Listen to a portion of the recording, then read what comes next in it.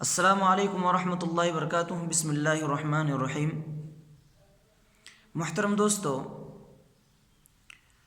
Corona virus کے سلسلے میں ہم بعض دفعہ بہت ہی غلط قدم اٹھاتے ہیں اور بہت ہی غلط بات اپنی زبان سے ادا کرتے ہیں۔ یہ ہمارے لیے بہت ہی افسوس کا مقام ہے کہ ہم توجہ نہیں دیتے اور کفر یا شرکی الفاظ تک کہہ دیتے ہیں۔ بعض لوگ یہ کہتے ہیں کہ چائنا دن بدن ترقی کر رہا تھا تو امریکہ نے سوچا کہ یہ تو مجھ سے زیادہ سپر پاور ہو جائے گا، تو امریکہ نے یہ وائرس چائنا کے اوپر چھوڑا۔ تو گویا کہ کرونا وائرس کا موجد اس بیماری کا خالق امریکہ کو قرار دے رہے ہیں بعض لوگ، اور بعض لوگ ہنسی میں مذاق میں یہ کہتے ہیں کہ چائنا ہر مال کا ڈپلیکیٹ، ہر مال کو نقلی بناتا ہے، لیکن کرونا وائرس کو اصلی بنایا ہے، یہ اوریجنل بنایا ہے اور اصلی کرونا وائرس کو بھیجا ہے، ورنہ باقی جو مال ہے سب نقلی مال بھیجتا ہے۔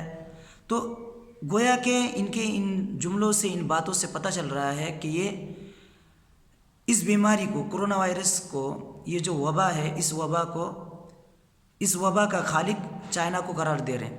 حالانکہ سراسر غلط ہے، یہ اللہ تعالیٰ کے ساتھ کفر ہو رہا ہے، شرک ہو رہا ہے، اس سے پرہیز کرنا چاہیے۔ ناظرین، آئیے ہم دیکھتے ہیں کہ قرآن حدیث میں اس سلسلے میں قرآن حدیث نے کیا رہنمائی کی ہے۔ اللہ تعالیٰ فرماتا ہے، اللہ کے نبی صلی اللہ علیہ وسلم فرماتے ہیں کہ ما انزل اللہ داء الا انزل له شفاء، کہ اللہ تعالیٰ جو بیماری بھی نازل کرتا ہے اس بیماری کی شفا بھی اللہ تعالیٰ ہی نازل کرتا ہے۔ تو یہ بخاری کی روایت ہے یہاں تک۔ اس میں بیماری اور اس کا علاج دونوں کی نسبت اللہ تعالیٰ کی طرف ہی کیا گیا ہے، یعنی اللہ تعالیٰ بیماری دے دیتا ہے، پھر اللہ تعالیٰ یہ سمجھ، یہ علم، یہ تجربہ کہ کیسے اس بیماری سے علاج حاصل کیا جائے، کیسے شفا حاصل کیا جائے، یہ تدبیر، یہ سمجھ، یہ بھی انسان کو اللہ تعالیٰ ہی عطا کرتا ہے۔ تو اللہ تعالیٰ کی طرف سے ہی علاج بھی مہیا کیا جاتا ہے۔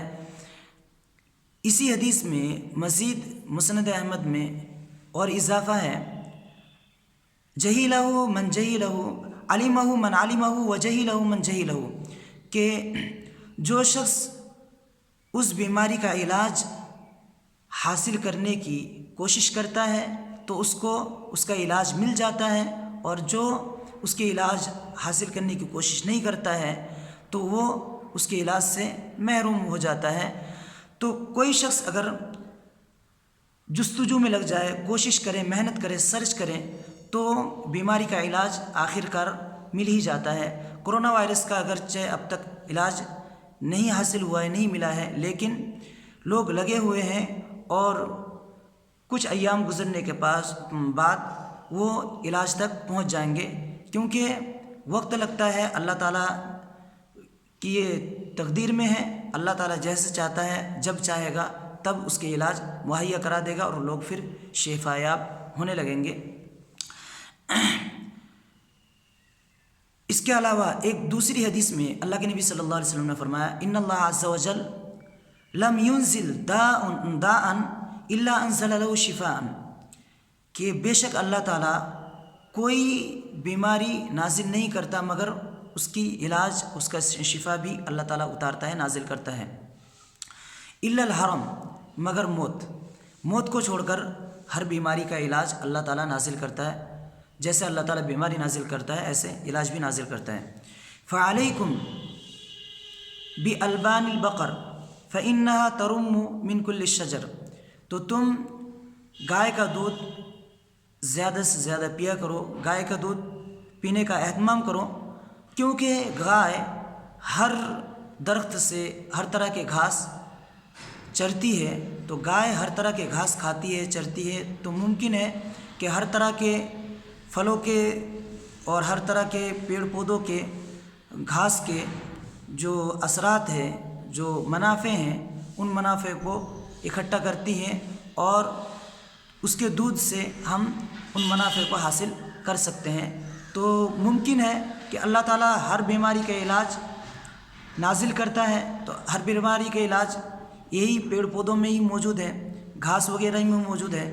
تو گائے ہر طرح کے گھاس چگتی ہے, چرتی ہے, تو اس میں ممکن ہے کہ گائے کے دودھ میں وہ گائے نے اس گھاس کو بھی چگ لیا ہو جس گھاس میں اللہ تعالیٰ نے وہ شفا رکھی ہے. تو اس لیے بہتر ہے, افضل ہے کہ گائے کا دودھ کثرت سے پیا جائے. تو ان دونوں حدیثوں سے ناظرین آپ کو سمجھ میں آ گیا کہ اللہ تعالیٰ ہی بیماری اتارتا ہے, اللہ تعالیٰ ہی شفا بھی اتارتا ہے. تو کسی بیماری کے سلسلے میں ایسے کہنا کہ چائنا نے کرونا وائرس کو اصلی بھیج دیا ہے, باقی تمام مال ڈپلیکیٹ بناتا ہے, تو یہ گویا کہ ہم چائنا کو بیماری کا خالق بنا رہے ہیں اور ہم توجہ نہیں دے رہے. اور اچھے خاصے پڑھے لکھے لوگ, شرعی احکامات سے واقف لوگ بھی, دیندار لوگ بھی اس طرح کی بات غفلت میں کہہ دیتے ہیں.